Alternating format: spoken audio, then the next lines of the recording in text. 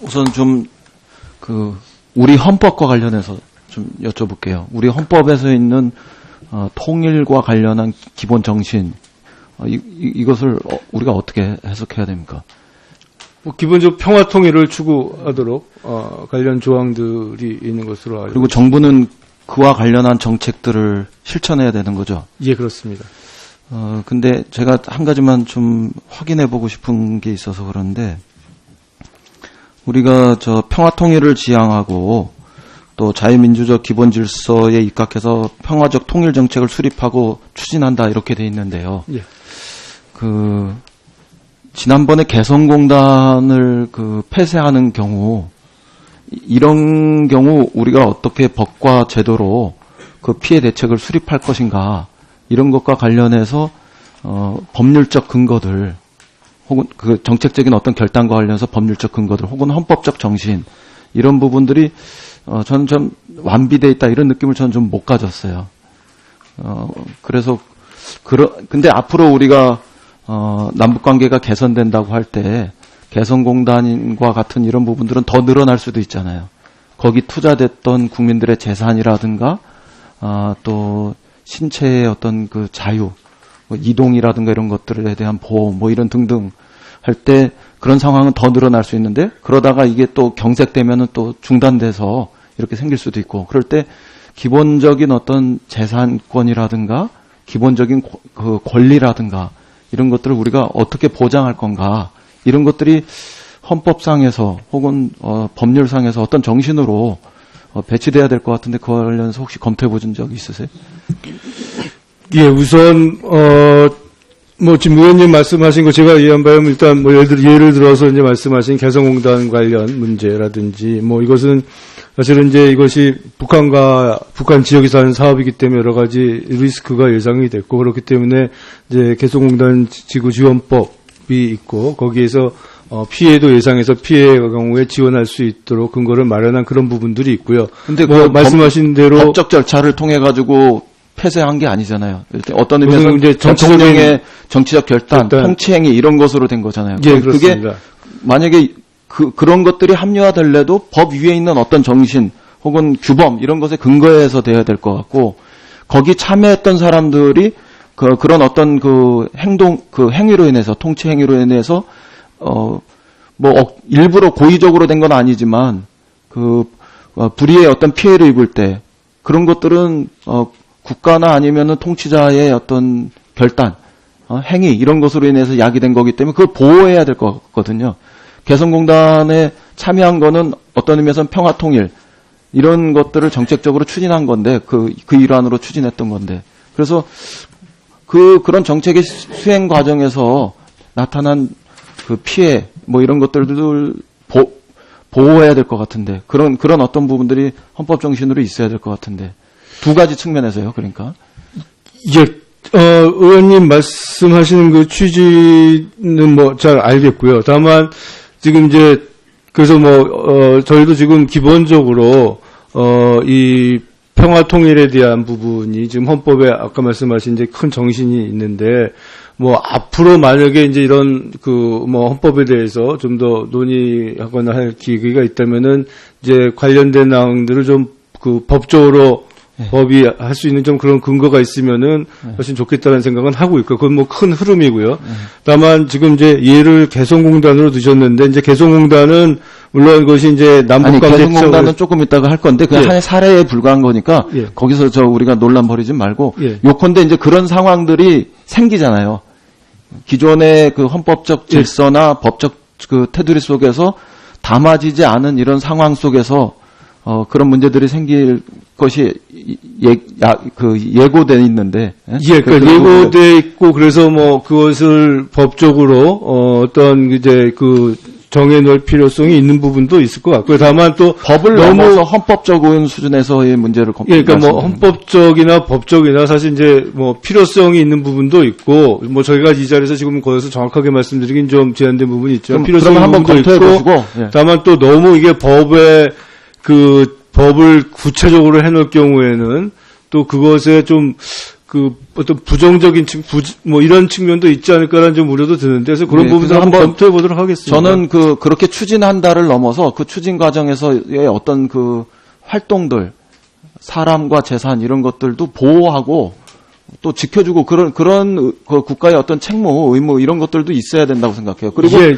그리고 그다음에 그걸 중단시킨다고 할 때도 어떤 그런 그 법으로 진행했던 것을 중단시키고 있는 거기 때문에 법 위에 어떤 그 헌법적 규범 이런 것들에 의해서 해야지 대통령의 그냥 그 일방적인 어떤 통치행위 그거는 굉장히 자기적인 거잖아요. 그런 것들로 반복해 가지고는 이후에 그 통일로 가는 중장기적인 상황 속에서 꼭 도움이 된다 이렇게 보이진 않아서 제가 말씀드리는 거니까 한번 좀 검토해 보셨으면 좋겠어요.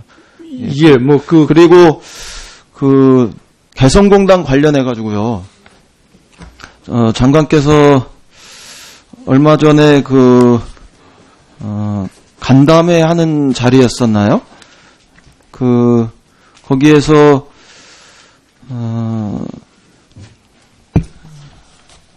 이 개성공단을 재개하는 것이 그 유엔 결의, 안보리 결의 2322로 이런 것으로 인해 가지고 오히려 좀 재개하는 것들이 충돌하는 것 같다. 뭐 이런 취지의 말씀을 하셨던 것 같은데 사실이 그런 건가요? 예, 뭐 그런 취지의 얘기를 했습니다. 그건 왜 그런 거죠?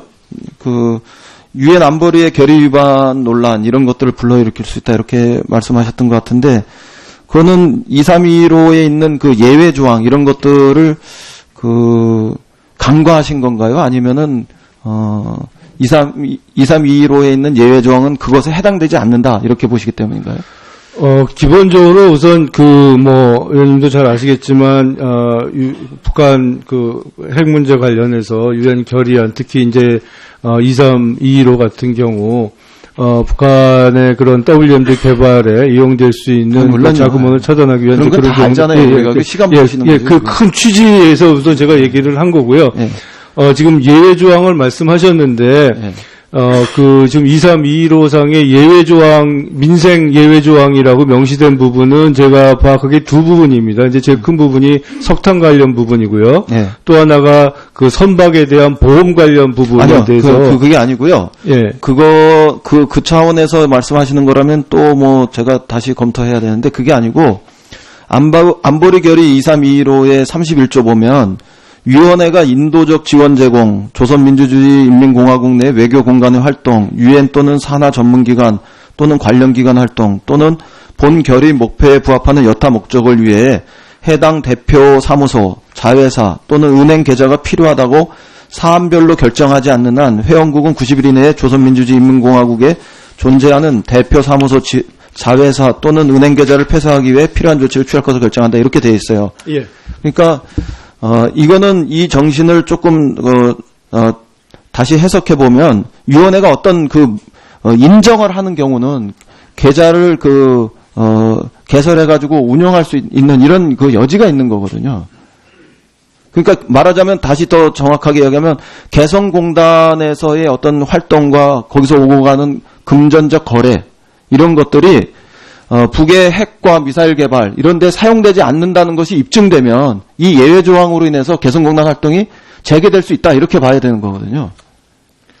그리고 한 가지만 더 말씀드리면 개성공단에서 오고 갔던 어떤 금전적 거래 이런 것들이 핵 개발에 사용된 증거가 있느냐 이런 것에 대해서 장관이 지난번에 그런 증거는 아직 명확하지 않다 없다 이렇게 대답도 하셨었단 말이에요.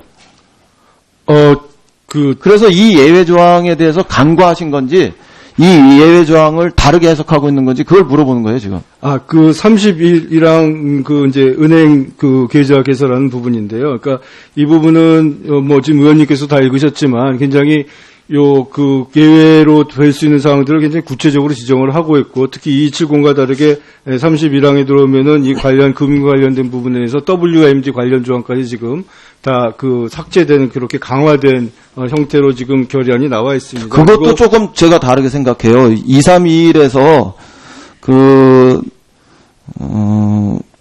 주의할 것을 촉구한다 이렇게 돼 있는데 2270에서는 제공을 방지할 것을 결정한다 해서 사실은 어떤 면에서는 2270이 아니라 20945. 이전에 그것보다 더 강력했던 조항도 제가 볼 때는 있었어요.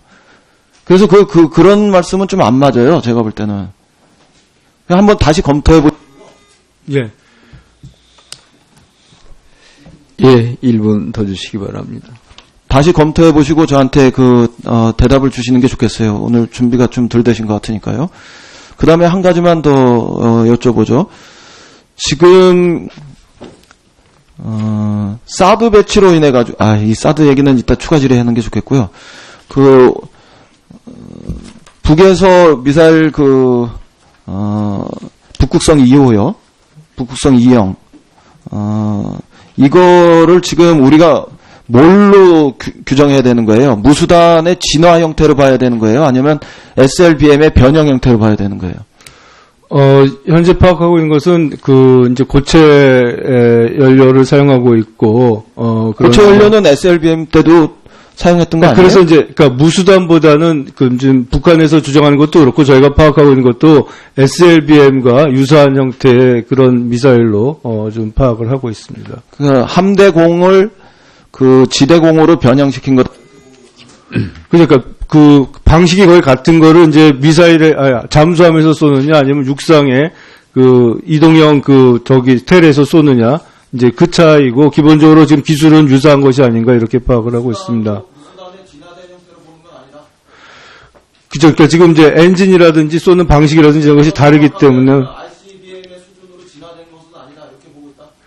그거는 조금 좀 다른 차원의 얘기고요. 기본적으로 이제 사거리나 이런 거 봤을 때는 무수단과 지금 SLBM이랑 비슷한 사거리를 유지하고 있지만 기술적인 측면이나 여러 가지 형태, 특히 지금 북한이 발표한 내용, 또 저희가 기술적으로 파악한 내용으로 봤을 때는 SLBM 기술과 유사한 그런 ILBM에 가까운 것으로 파악하고 있는 것으로 알고 있습니다.